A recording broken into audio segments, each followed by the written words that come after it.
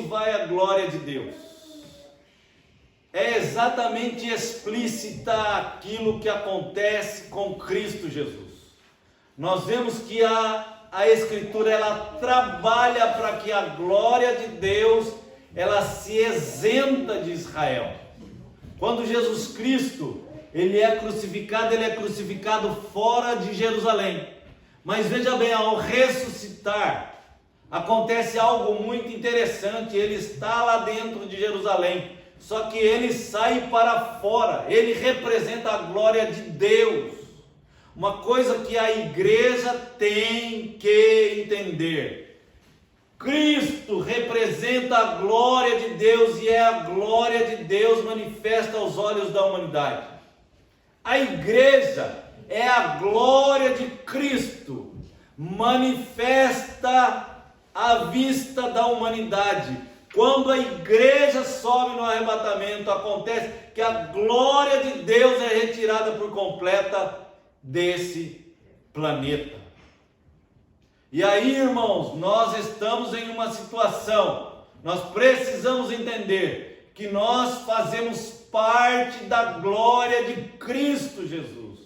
E nós precisamos entender que nós precisamos representar a Cristo na onde estivermos. Então aqui, quando se vai a glória de Deus? Texto áureo, Ezequiel capítulo 11, verso 23. E a glória do Senhor se alçou desde o meio da cidade, e se pôs sobre o monte que está ao oriente da cidade. Qual foi o jardim que existe lá? E Jesus, nesse jardim, ele foi para o céu. Como é o nome desse jardim, irmãos? Qual é o nome do monte?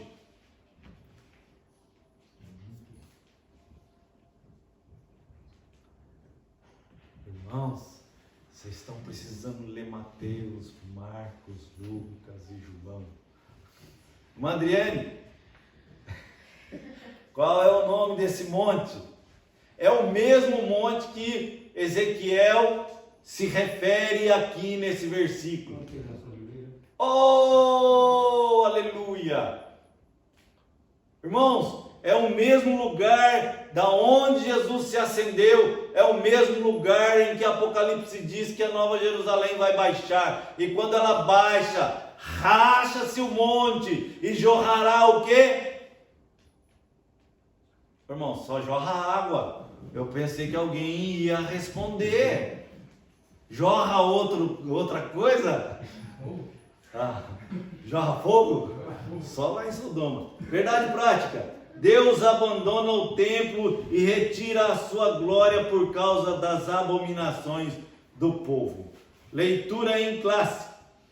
E a glória de Deus de Israel se levantou do querubim sobre o qual estava até a entrada da casa, e clamou o homem vestido de linho, que tinha o tinteiro de escrivão na cintura.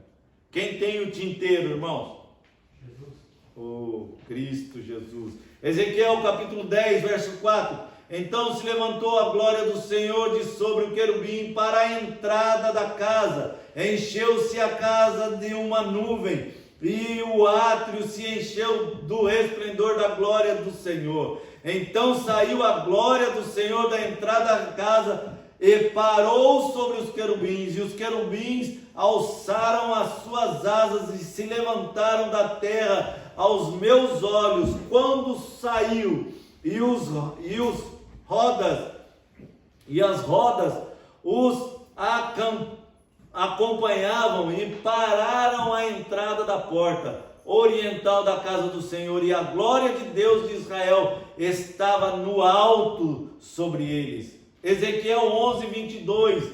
Então os querubins elevaram as suas asas, e as rodas os acompanhavam, e a glória de Deus de Israel estava no alto sobre eles, e a glória do Senhor se alçou desde o meio da cidade e se pôs sobre o monte que está ao oriente da cidade.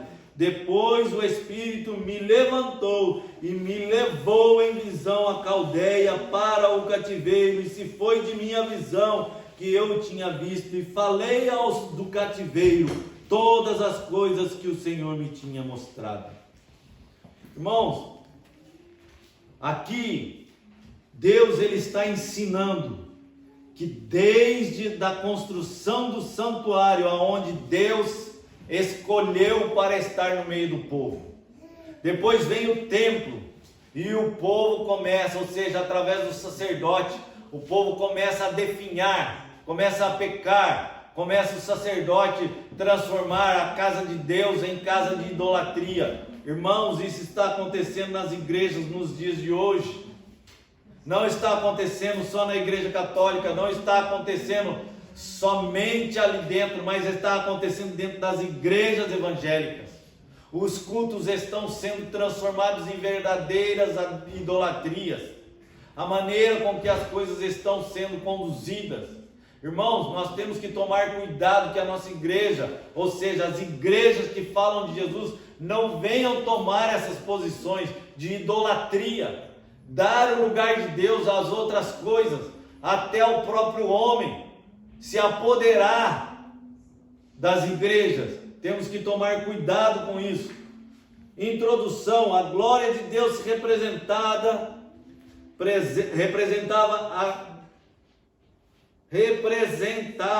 a presença de Javé no templo. Quando Deus mandou Moisés construir o tabernáculo, explicou a razão dessa ordem: me farão um santuário e habitarei no meio deles.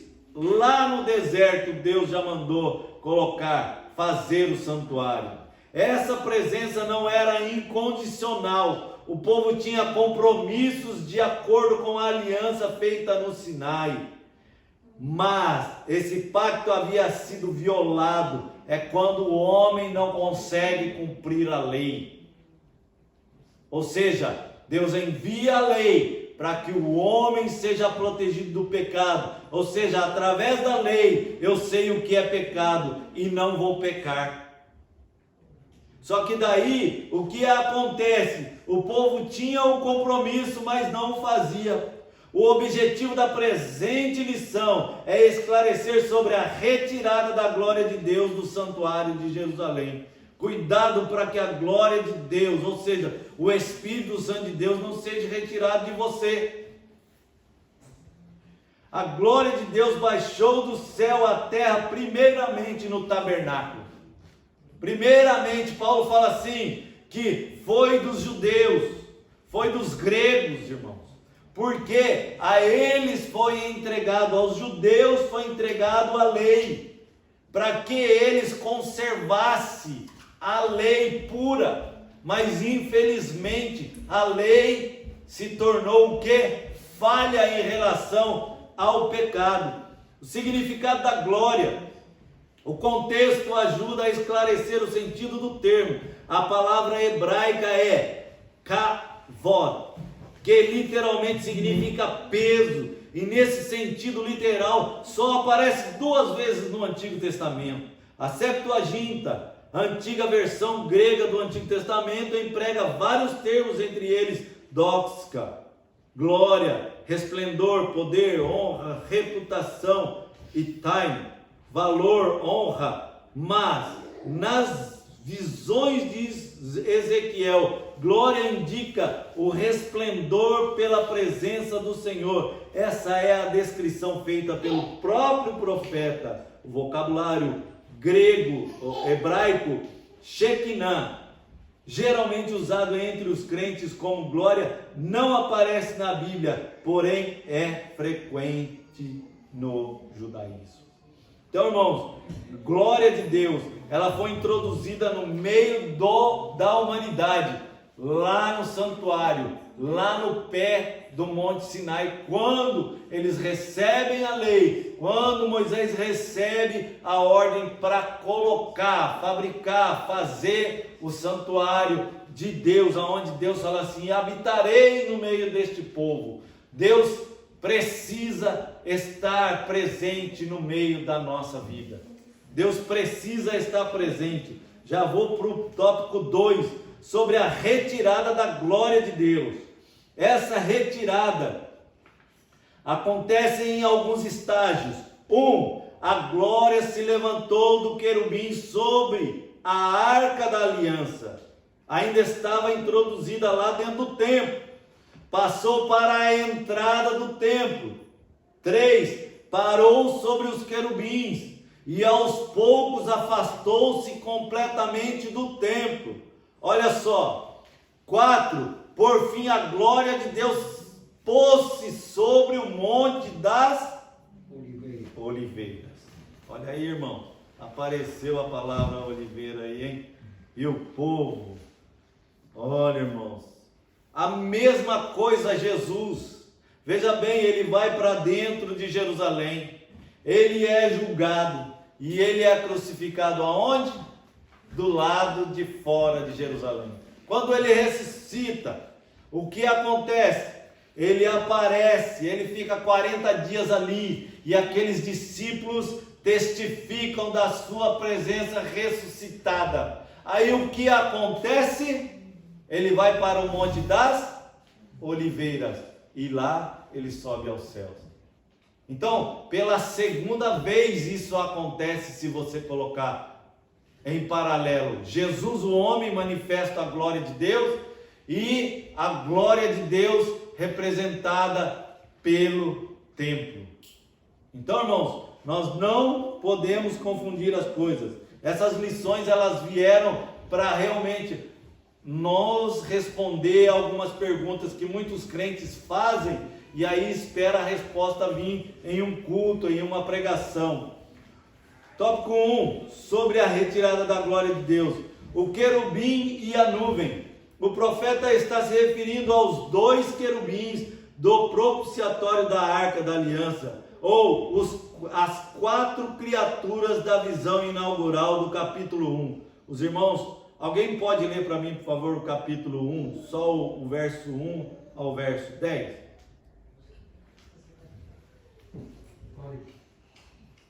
Ezequiel capítulo 1.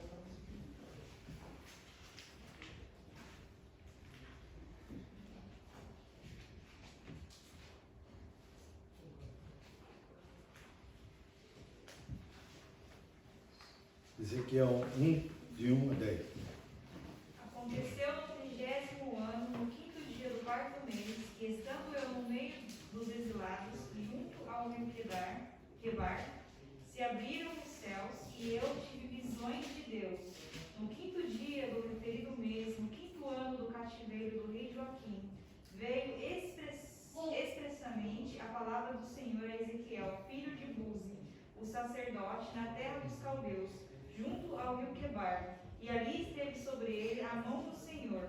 Olhei, e eis que um vento impetuoso vinha do norte, e uma grande nuvem com fogo a revolver-se e resplendor ao redor dela. E no meio disto, uma coisa como metal brilhante que saía do meio do fogo. No meio dessa nuvem saía a semelhança de 4 seres viventes, cuja aparência era esta: tinham a semelhança de homem, cada um tinha 4 rostos, como também 4 asas. As suas pernas eram direitas, a planta de cujos pés era como a de um bezerro e luzia como o brilho de bronze polido. Debaixo das asas tinham mãos de homens, aos 4 lados, assim todos os 4 tinham rostos e asas. Estas se uniam uma à outra, e não se viraram quando iam, cada qual andava para sua frente. A forma de seus rostos era como a de um homem. À direita, os 4 tinham o rosto de leão, à esquerda, o rosto de boi, e também o rosto de águia, e todos os 4. Amém. Os irmãos entenderam? A glória de Deus, por Ezequiel, vista no capítulo 1. Os querubins e a nuvem. O profeta está se referindo aos 2 querubins do propiciatório da Arca da Aliança, ou os 4 criaturas da visão inaugural do capítulo 1. Qualquer que seja a interpretação, a verdade é que isso indica a retirada da presença de Deus, Essa nuvem está associada à presença pessoal de Javé durante a peregrinação no deserto, no tabernáculo permanente desde a inauguração do tabernáculo e finalmente no templo. Essa presença divina atingiu o seu clímax com a manifestação do Filho de Deus em Cristo Jesus. O tabernáculo lá no deserto, o templo em Jerusalém e a terceira vez da glória de Deus em Cristo Jesus. Amém? E o Verbo se fez carne e habitou entre nós, e vimos a sua glória como a glória do unigênito do Pai, cheio de graça e de verdade.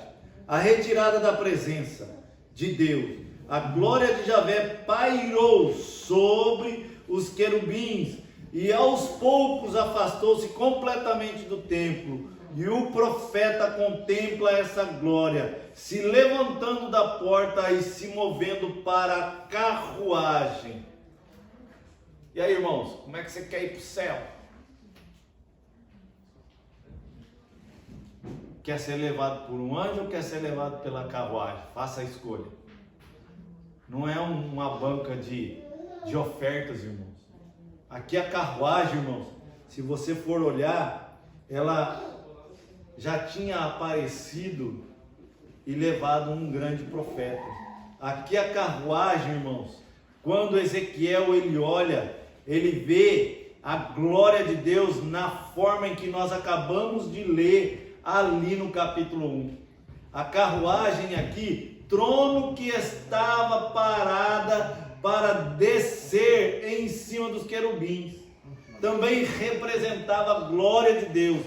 Nessa visão, Ezequiel acompanha a glória de Deus flutuando sobre os querubins e vê a carruagem divina se mover para a porta principal do templo e para a partida definitiva.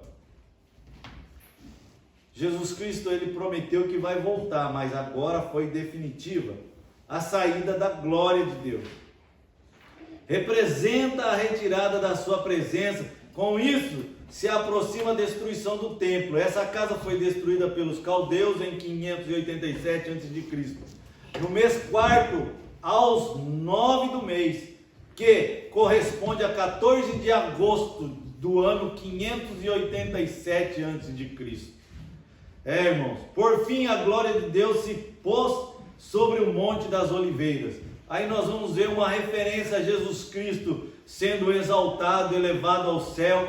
Nós vamos ver que aqui a glória sai de dentro de Jerusalém, passa pelos portões. Nós vamos ver uma referência muito grande a esse respeito nos capítulos 11 em diante até o capítulo 27 de Ezequiel. Aí nós já vamos para a parte final aqui, que você vai ver que o templo mais para frente ele é reconstruído por Herodes. Aí já é época de Jesus Cristo. Jesus, ele vem, ele conhece esse templo e ele fala assim, não sobrará pedra sobre pedra. Quando os discípulos interrogam Jesus e falam assim, olha a maravilha. Então Jesus diz, não sobrará pedra sobre pedra. Quando Ciro, irmãos, ele assume o rei da Pérsia, ele foi profetizado anos antes de assumir. Está escrito no livro de Isaías. Quando ele é citado por Jeremias, ele resolve e ele fala assim a todos, ele vem, pega a Babilônia, põe a Babilônia como cativeiros, e ele manda escrever uma carta e distribuir, ou seja, manda o mensageiro ir e falar assim, que todo aquele que é judeu e tem no seu coração o desejo de voltar e reconstruir a cidade, voltar para Israel, estão libertos. Estão libertos, é um direito deles, é a mesma coisa eu e você. Você não está sendo obrigado a ir ao inferno. Você não está sendo obrigado a ir ao céu. Isso é uma escolha sua. Para ir ao inferno você não precisa fazer nada, fique do jeito que está. Mas para ir ao céu existe o quê? Uma luta constante, uma guerra espiritual constante. E para isso, você tem que exercer a autoridade que Deus dá através da Escritura, que diz assim: sou mais que vencedor em Cristo Jesus. Aleluia. Sou mais do que vencedor. Se você quiser ir ao céu, é a única maneira em que você vai se dispor da chave para entrar lá e passar pelos portões celestiais. Não adianta você querer entrar no céu por outro caminho. Vou para o tópico 3, eu já pulei 2 aqui. O tópico 1, segundo templo, a presença do Filho de Deus então. Não há registro de que a glória do Senhor tenha enchido a casa na inauguração por Zorobabel. Por que isso? Porque já tinha feito quando Salomão inaugurou, construiu o templo. Não há sinal disso quando a nova inauguração foi feita. Diferentemente de Moisés, quando inaugurou o templo, ou seja, e de Salomão na inauguração do templo, foi o Senhor Jesus que trouxe a glória de Deus quando ministrou no templo de Herodes. A sua presença nele se fez a glória da segunda casa ser maior do que a primeira. O templo desempenhava várias funções em Israel, como lugar de perdão. É a mesma função da igreja, lugar de perdão. Do encontro com Deus é a função da igreja. Da presença divina é a função da igreja. Era o centro espiritual da nação, é o centro espiritual das famílias, irmãos. A igreja, você não quer que a sua família seja destruída, você quer casal, quer continuar o seu propósito que você fez diante lá do sacerdote que realizou o seu casamento até o final da sua vida, então a sua família tem que ser colocada diante da presença de Deus. Senão você corre o risco, Satanás veio para matar, roubar e destruir. Tópico 4, sobre o Senhor Jesus e o templo. Assim como a glória do Senhor deixou o templo antes da sua destruição pelos caldeus, da mesma forma aconteceu com o segundo. A diferença da segunda casa foi substituída definitivamente pelo Senhor Jesus. O templo de Herodes não tinha mais valor nenhum, porque Jesus é quem era o verdadeiro templo. Ele foi reconstruído. Era a mesma coisa quando você vai ser internado. Aí o médico diz assim para você, você não pode receber alta, só que você quer sair do hospital. Aí você tem que assinar um termo que se chama reveria.